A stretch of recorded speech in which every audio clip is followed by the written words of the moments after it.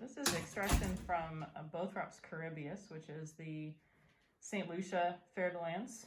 These snakes are endemic to the island of St. Lucia. They are not found anywhere else in the world. We house a little assurance colony here at Kentucky Reptile Zoo of these snakes. And we do not actually sell their venom. This venom is being donated to someone who's comparing it to other Bothrops venoms. And it's only available kind of upon request like that, and we would donate it under the right circumstances.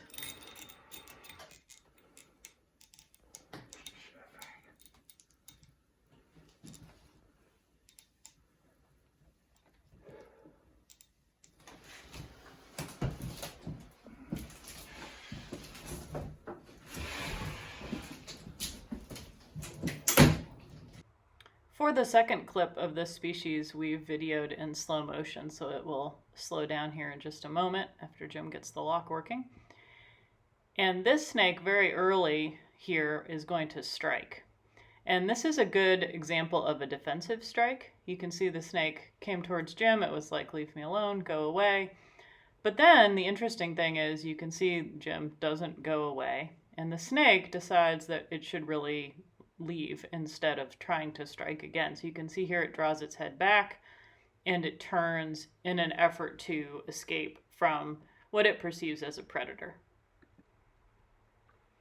So now Jim is going to reposition the hook to get a good placement on the snake, and then he'll lift it out and down into the pin box that we have in order to be able to grab it safely. So, and you can see throughout this whole time the snake is now continuing to move away from Jim, and this is really typical snake behavior. They really do not want to have an interaction with you at all, but you know, in this scenario obviously we've not really given them much of a choice. Now, I apologize for the delay. I did not move as quickly as he did here while I was filming. So this pin box we're using is on the floor since these are larger snakes that do have a pretty good strike distance. It's a little bit safer for Jim to have them away from his torso slightly. And so he's going to just position the snake so it's actually in the right place in order for him to pin it and then be able to pick it up. And the gray substance that you see really in all of our pinning situations is just like a foam mat. And what that does is two things. First of all, it allows for some cushion for the snake so that it is a little bit more gentle for it. And the other thing it does is provide some texture. On very smooth surfaces, snakes will slide, and that can make them uncomfortable and very reactive. And so giving them something that has some texture, which is hard to see here in the video, but that makes them actually feel more secure and makes their movements less erratic. It does sometimes take a moment for the snake to be positioned properly, and that's fine. It's not a big deal if it takes a couple of minutes to manipulate the snake to make it be in the proper position. That's really preferable to trying to make a grab when it isn't yet safe to do that.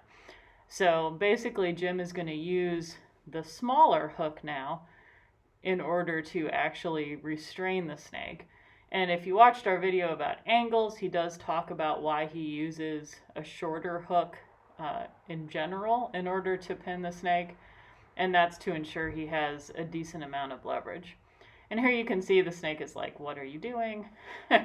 It's not really understanding, which is, you know, that's fine. It's just a snake. It doesn't understand.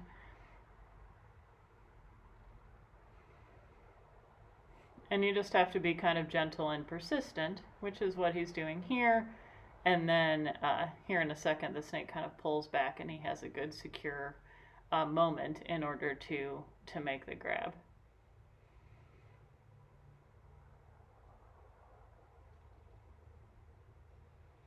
So here he goes. And then as he lifts the snake up in kind of a moment here, you'll see that he actually reaches with his other hand, his off hand, in order to hold the snake's body.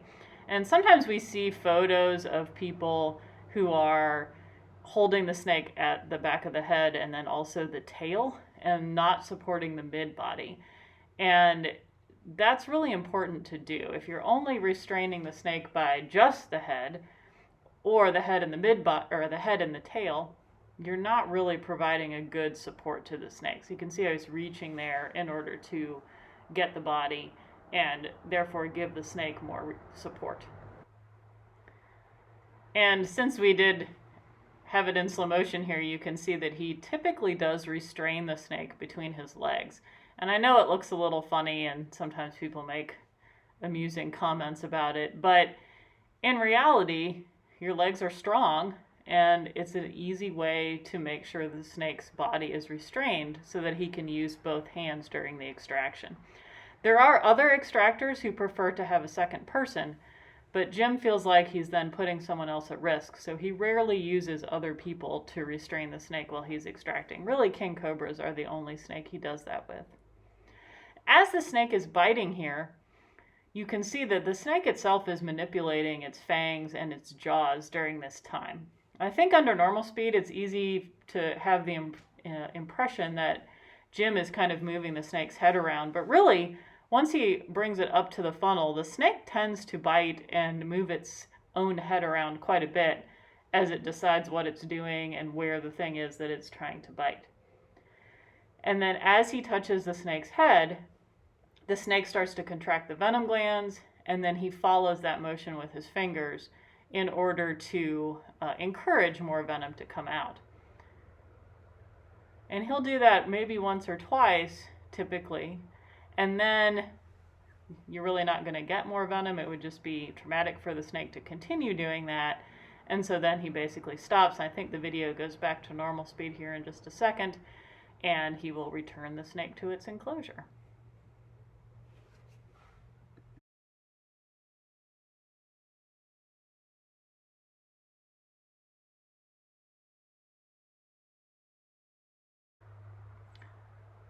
Thank you all for watching.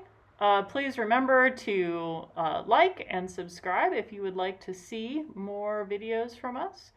Everyone have a great day.